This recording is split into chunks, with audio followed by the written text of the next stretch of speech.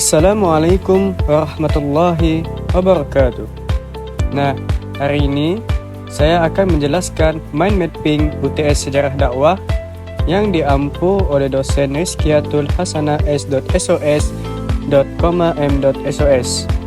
Perkenalkan, nama saya Muhammad Ishraq bin Muhammad Isa, nomor NIM 220104010270. Saya dari jurusan Komunikasi dan Penyiaran Islam. Nah, langsung saja kita ke penjelasannya. Baiklah, langsung saja kita ke pengertian ruang lingkup dan fungsi sejarah dakwah. Nah, berikut adalah pengertian ruang lingkup dalam bentuk mind mapping.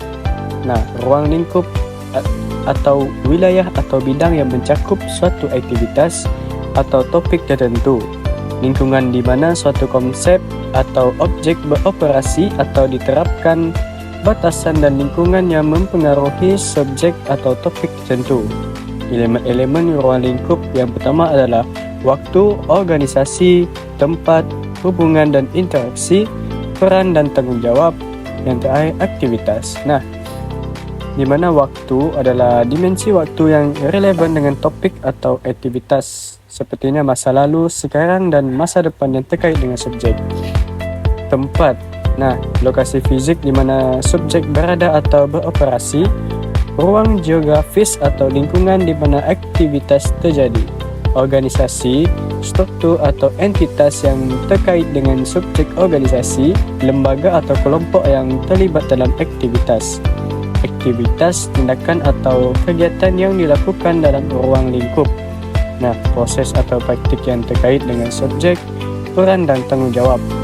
Fungsi atau posisi yang diemban oleh individu atau kelompok dalam ruang lingkup, tugas dan tanggung jawab yang berkaitan dengan subjek, hubungan dan interaksi, koneksi atau interaksi antara elemen-elemen dalam ruang lingkup. Hubungan antara individu adalah organisasi atau faktor lain dalam konteks tertentu, batasan dan pengaruh parameter atau pembatas yang mempengaruhi ruang lingkup. Nah, faktor-faktor yang membatasi atau memengaruhi subjek atau aktivitas. Nah, dalam mind mapping ini, elemen-elemen ini dapat dihubungkan satu sama lain melalui cabang dan sub-cabang untuk membentuk gambaran yang lebih lengkap tentang ruang lingkup tertentu. Seterusnya adalah fungsi sejarah dakwah dalam bentuk mind mapping. Fungsi sejarah dakwah. Nah, peran dan kontribusi sejarah dakwah dalam perkembangan agama dan masyarakat. Penyebaran ajaran, menyebarkan ajaran agama kepada individu atau komunitas yang belum mengenalnya. Membawa pengetahuan tentang keyakinan dan praktik agama kepada orang lain. Nah, pengajaran dan pendidikan, mengedukasi dan memberikan pengetahuan agama kepada umat. Memberikan pemahaman yang lebih baik tentang prinsip-prinsip agama. Pembentukan identitas keagamaan pula membantu individu atau kelompok dalam membangun dan memperkuat identitas keagamaan mereka. Menciptakan rasa persatuan dan kebanggaan dalam komunitas agama. Transformasi sosial, mengubah pola pikir, sikap dan perilaku individu serta masyarakat secara positif.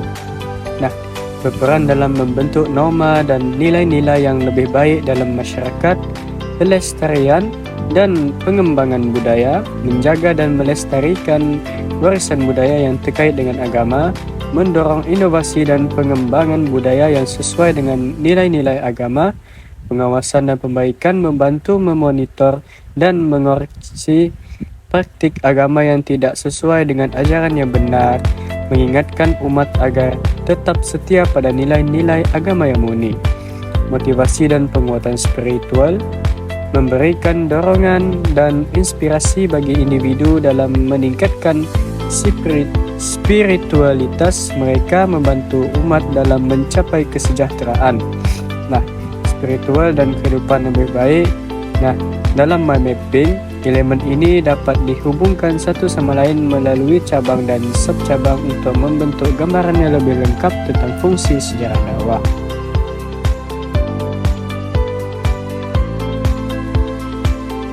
Baiklah, kita akan lanjut ke setting sosial bangsa Arab sebelum Islam. Nah, Sebelum kedatangan Islam, bangsa Arab pada umumnya hidup dalam masyarakat yang terbagi menjadi beberapa kelompok suku atau klan yang berbeda. Pada zaman tersebut, bangsa Arab memiliki karakteristik sosial, politik, dan ekonomi yang unik. Berikut adalah penjelasan tentang setting sosial bangsa Arab sebelum Islam. Yang pertama adalah sistem suku. Masyarakat Arab pra-Islam didasarkan pada sistem suku di mana kelompok-kelompok suku memiliki peran dan tanggung jawab sosial yang berbeda. Suku-suku ini terdiri dari keluarga-keluarga yang terkait oleh ikatan darah dan mempertahankan solidaritas kelompok yang kuat. Sistem suku juga mempengaruhi hubungan politik dan ekonomi di antara mereka. Untuk penjelasan yang kedua, kehidupan nomaden.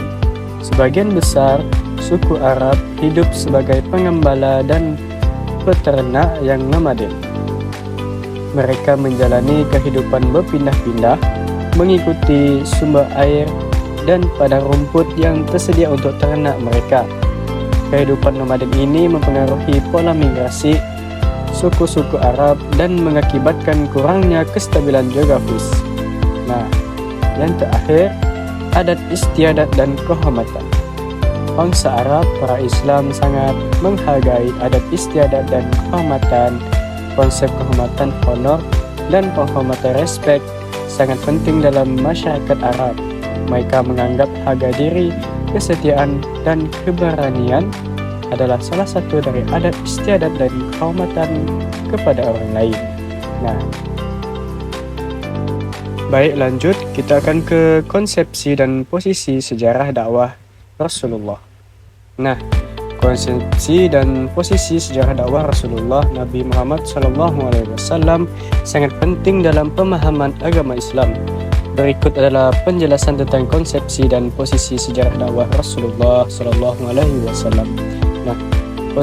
Konsepsi sejarah dakwah Rasulullah. Dakwah Rasulullah merujuk pada upaya Nabi Muhammad SAW dalam menyampaikan ajaran agama Islam kepada masyarakat Arab pada masa hidupnya. Dakwah ini dimulai sejak Nabi Muhammad menerima wahyu pertama dari Allah Subhanahu wa Ta'ala melalui malaikat Jibril. Dakwah Rasulullah tidak hanya berfokus pada aspek keagamaan, tetapi juga meliputi aspek sosial, politik, moral, dan etika. Konsepsi dakwah Rasulullah didasarkan pada keyakinan bahawa Nabi Muhammad SAW adalah utusan terakhir Allah Subhanahu wa Ta'ala untuk membawa ajaran Islam kepada umat manusia. Dakwah tersebut bertujuan untuk mengajak manusia kepada tauhid, yakni keyakinan akan keesaan Allah, menjauhi penyembahan berhala, mengubah perilaku buruk, memperbaiki moralitas, dan membangun masyarakat yang adil dan berkeadilan. Jadi, posisi sejarah dakwah Rasulullah memiliki posisi sentral dalam perkembangan agama Islam. Dakwah Rasulullah merupakan tonggak penting dalam menyebarkan dan mengukuhkan ajaran Islam di kalangan masyarakat Arab pada masa itu. Berikut adalah beberapa posisi penting sejarah dakwah Rasulullah. Yang pertama, penyebaran ajaran Islam.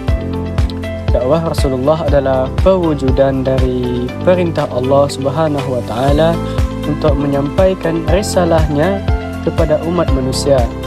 Melalui dakwahnya, Nabi Muhammad SAW berhasil menyebarkan ajaran Islam ke berbagai lapisan masyarakat Arab, mengubah pemikiran dan tatanan sosial yang ada.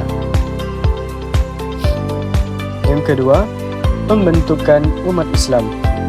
Dakwah Rasulullah berhasil membangun komunitas Muslim yang dikenal sebagai umat Islam. Nabi Muhammad SAW mempersatukan suku-suku Arab yang sebelumnya terpecah belah menjadi umat yang bersatu di bawah panji Islam. Dakwahnya memainkan peranan penting dalam membentuk identitas dan solidaritas umat Islam.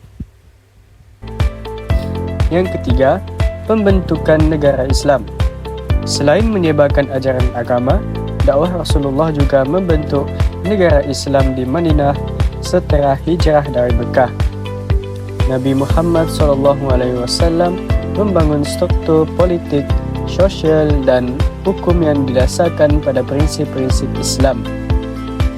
Pembentukan negara Islam ini menandai pencapaian dakwah Rasulullah dalam mengatur kehidupan berdasarkan ajaran agama. Nah, yang terakhir, penulisan Al-Quran. Salah satu posisi penting sejarah dakwah Rasulullah adalah penulisan dan penyusunan Al-Quran.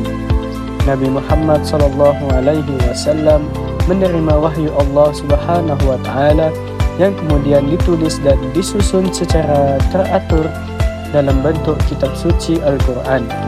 Proses ini berlangsung sepanjang periode dakwah Rasulullah dan menjadi sumber utama ajaran agama Islam. Dengan demikian, sejarah dakwah Rasulullah memiliki posisi sentral dalam pengembangan agama Islam. Konsep dakwah Rasulullah berfokus pada penyebaran agama Islam atau ajaran Islam dan transformasi sosial, sedangkan posisi sejarah dakwah Rasulullah mencakup penyebaran ajaran, pembentukan umat Islam, pembentukan negara Islam, dan penulisan Al-Quran. Seterusnya, sejarah dakwah Rasulullah.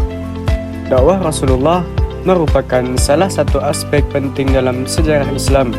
Dakwah Rasulullah dimulai pada tahun 610 Masehi ketika Nabi Muhammad menerima wahyu pertama dari Allah melalui malaikat Jibril di Gua Hira. Dalam wahyu tersebut, Nabi Muhammad diangkat sebagai Rasul dan diutus untuk menyampaikan risalah Islam kepada umat manusia. Pada awal dakwahnya, Nabi Muhammad memulai dengan menyampaikan pesan Islam kepada keluarganya dan orang-orang terdekatnya. Namun dakwahnya kemudian berkembang dan menyebar ke masyarakat luas di Mekah. Nabi Muhammad menghadapi tantangan dan oposisi dari para pemimpin Mekah yang tidak ingin terganggu oleh pesan-pesan Islam yang mengancam kekuasaan dan sistem mereka yang berlandaskan pada penyembahan berhala. Meskipun menghadapi banyak kesulitan, Nabi Muhammad dan para pengikutnya tetap teguh dalam menyebarkan ajaran Islam.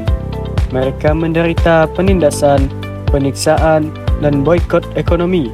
Namun, dakwah ini tidak pernah berhenti dan semakin banyak orang yang tertarik dan masuk Islam. Pada tahun 622 Masehi, Nabi Muhammad dan pengikutnya hijrah atau pindah ke kota Yathrib yang kemudian dikenal sebagai Madinah. Hijrah ini menjadi titik balik dalam sejarah Islam dan menandai awal dari pembentukan negara Islam di Madinah. Nah, di Madinah, dakwah Rasulullah berkembang dengan pesat. Nabi Muhammad membangun masyarakat yang berlandaskan pada prinsip-prinsip Islam dan menjalin perjanjian dengan suku-suku Arab dan kelompok Yahudi di daerah tersebut. Ia juga mengatur hubungan antara Muslim dan non-Muslim dalam masyarakat Madinah. Nah, selama periode di Madinah, Nabi Muhammad juga melakukan ekspedisi militer untuk melindungi kaum muslimin dan ancaman dan agresi. Namun, tujuan utama dakwah beliau tetaplah menyampaikan pesan Islam dan membangun masyarakat yang adil dan berperadaban. Nah, lanjut pada tahun 630 Masehi, pasukan Muslim yang dipimpin oleh Nabi Muhammad berhasil memasuki kota Mekah tanpa perlawanan dan menghapuskan berhala-berhala yang ada di Ka'bah. Ini merupakan momen penting dalam sejarah dakwah Rasulullah karena pengumuman bahwa Islam adalah agama yang dominan di Jazirah Arab. Nah, setelah penghapusan berhala di Mekah, Nabi Muhammad melanjutkan dakwahnya dengan mengirim surat-surat kepada pemimpin dan raja-raja di daerah sekitar, termasuk Persia dan Bizantium. Ia juga mengirim utusan-utusan untuk menyebarkan ajaran Islam ke berbagai wilayah di luar Arab. Nah, dakwah Rasulullah berlanjut hingga wafatnya Nabi Muhammad pada tahun 632 Masehi. Meskipun beliau tidak lagi hadir secara fisik, pesan dan ajaran Islam yang beliau sampaikan terus hidup dan berkembang. Para sahabat Nabi yang merupakan penyebar utama Islam setelah beliau melanjutkan dakwah dan memperluas wilayah kekuasaan Islam. Dakwah Rasulullah ini menjadi landasan dan teladan bagi setiap generasi Muslim yang datang setelahnya. Pesan-pesan Islam yang disampaikan oleh Nabi Muhammad tetap relevan hingga saat ini dan menjadi sumber inspirasi bagi umat Islam di seluruh dunia. Baiklah, langsung saja kita ke dakwah Islam pada masa Khulafa'ur Rasyidin. Nah, pada masa Khulafa'ur Rasyidin, yaitu Abu Bakar, Umar bin Khattab, Utsman bin Affan dan Ali bin Abi Thalib adalah pendakwah Islam yang berlanjut dan berkembang. Mereka adalah para khalifah pertama setelah wafatnya Nabi Muhammad yang mengambil peran kepemimpinan dalam memimpin umat Muslim dan menyebarkan ajaran Islam. Langsung saja kita ke individunya. Baiklah, yang pertama Abu Bakar As-Siddiq. Setelah terpilih sebagai khalifah pertama, Abu Bakar fokus pada konsolidasi dan stabilisasi negara Islam yang baru terbentuk. Ia menghadapi banyak tantangan termasuk pemberontakan suku-suku Arab di luar Madinah yang mencoba memisahkan diri, namun dakwahnya tetap berlanjut. Dan Abu Bakar berhasil mengatasi tantangan tersebut dan memperluas wilayah kekuasaan Islam. Ia juga mengirim pasukan untuk melawan bangsa Romawi, Bizantium, dan Persia. Selama masa kekhalifahannya, banyak suku dan wilayah yang masuk Islam di masa Abu Bakar As-Siddiq. Nah, yang kedua, Umar bin Khattab. Umar bin Khattab menjadi khalifah kedua setelah wafatnya Abu Bakar. Ia terkenal dengan keadilannya dan keberaniannya. Selama masa kekhalifahannya, Islam menyebar luas ke wilayah yang jauh seperti Persia, Mesir, Suriah, dan Palestina. Umar juga mengatur administrasi negara dengan membentuk berbagai kebijakan dan institusi termasuk pengenalan kalender Hijriah. Ia juga mengirim pasukan Muslim untuk melawan bangsa Romawi, Bizantium, dan Persia yang berhasil merebut Yerusalem pada tahun 638 Masehi. Yang ketiga, Utsman bin Affan. Utsman bin Affan menjadi khalifah ketiga setelah Umar bin Khattab. Pada masa kekhalifahannya, ia melanjutkan upaya memperluas wilayah Islam dan mengatur administrasi negara. Utsman juga memerintahkan untuk menyusun dan menyalin Al-Quran dalam bentuk tulisan yang seragam. Namun masa kekhalifahannya juga ditandai oleh kerusuhan dari protes yang menyebabkan ia akhirnya dibunuh. Nah, Khulafa'ur Rasyidin yang terakhir adalah Ali bin Abi Thalib. Ali bin Abi Thalib menjadi khalifah keempat setelah wafatnya Utsman bin Affan. Masa kekhalifahan Ali ditandai oleh konflik internal, terutama terkait pembunuhan Utsman dan perpecahan dalam umat Muslim. Meskipun menghadapi tantangan tersebut, Ali tetap berusaha menyebarkan ajaran Islam dan mempertahankan keutuhan umat Muslim. Nah, dalam masa Khulafa'ur Rasyidin, dakwah Islam terus berkembang dengan perluasan wilayah kekuasaan Islam dan penerimaan banyak suku dan bangsa masuk Islam. Selain itu, kontribusi mereka dalam mengatur administrasi negara dan menyebarkan Al-Quran menjadi landasan penting dalam pembentukan dasar-dasar awal kekuasaan Islam.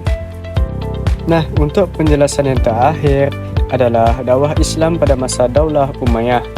Nah, pada masa Daulah Umayyah yang merupakan periode kekuasaan dinasti Umayyah di kekhalifahan Islam. dakwah Islam terus berlanjut dengan penyebaran ajaran Islam dan pengembangan wilayah kekuasaan Islam. Meskipun terdapat kritik terhadap beberapa kebijakan politik dan pemerintahan Daulah Umayyah, pengaruh Islam terus berkembang dan mencapai puncaknya dalam berbagai bidang. Nah, yang pertama adalah penyebaran Islam. Pada masa Daulah Umayyah, Islam terus menyebar ke berbagai wilayah di luar Semenanjung Arab. Kekhalifahan Umayyah memperluas wilayah kekuasaan hingga mencakup wilayah-wilayah seperti Persia, Afrika Utara, Spanyol, dan sebagian besar Anatolia, sekarang wilayah Turki. Nah, proses penyebaran ini terjadi melalui perluasan militer dan penaklukan, namun juga melalui perdagangan, dakwah para ulama, dan kegiatan intelektual. Yang kedua, pembangunan kota dan infrastruktur. Baiklah, Daulah Umayyah membangun kota-kota besar dengan infrastruktur yang maju, ya kan? Contohnya adalah kota Damaskus, yakni ibu kota Daulah Umayyah yang menjadi pusat kebudayaan dan perdagangan. Peningkatan infrastruktur ini menjadi penyebaran ajaran Islam dan memperkuat ekonomi dalam wilayah kekuasaan mereka. Yang ketiga adalah pembangunan masjid-masjid. Nah, Daulah Umayyah juga membangun masjid-masjid megah, ya kan? Seperti Masjid Umayyah di Damaskus yang menjadi salah satu masjid terbesar dan terpenting di dunia Islam saat itu.